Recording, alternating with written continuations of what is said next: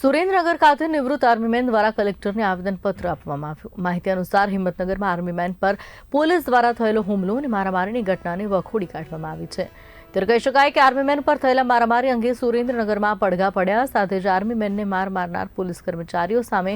કડક કાર્યવાહી કરી સજા કરવામાં આવે તેવી માંગણી કરવામાં આવી છે। જો ન્યાય નહીં મળે તો આગામી સમયમાં સમગ્ર ગુજરાતમાં આંદોલન કરવાની ચીમકી પણ ઉચ્ચારવામાં આવી છે। આપણે ગુજરાતમાં બનાસકાંઠામાં જે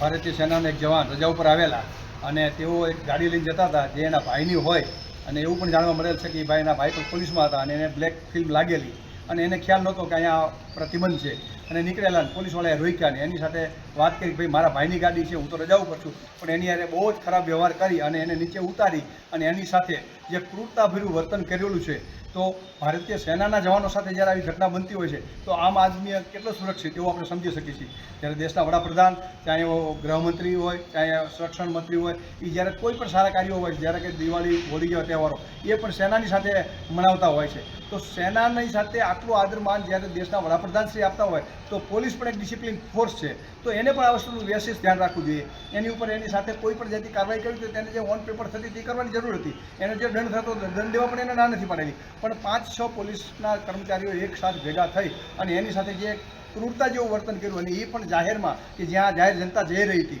એની વચ્ચે, અને ત્યાર પછી પૂરું ન થયું તો એમની ઓફિસમાં ખેંચી ગયા, એની ઉપર એફઆઈઆર દર્જ કરવામાં આવી। તો આમાં જ્યારે ફૌજના જવાનો કે જે એનું પૂરું જીવન રહ્યું એ આખું ભારતીય સીમાઓ અને આંતરિક સુરક્ષાની જવાબદારી બખૂબી નિભાવતી હોય છે, તો પછી એવું શું બન્યું કે એની સાથે આટલી બધી ક્રૂરતાભર્યું વર્તન કરવામાં આવ્યું।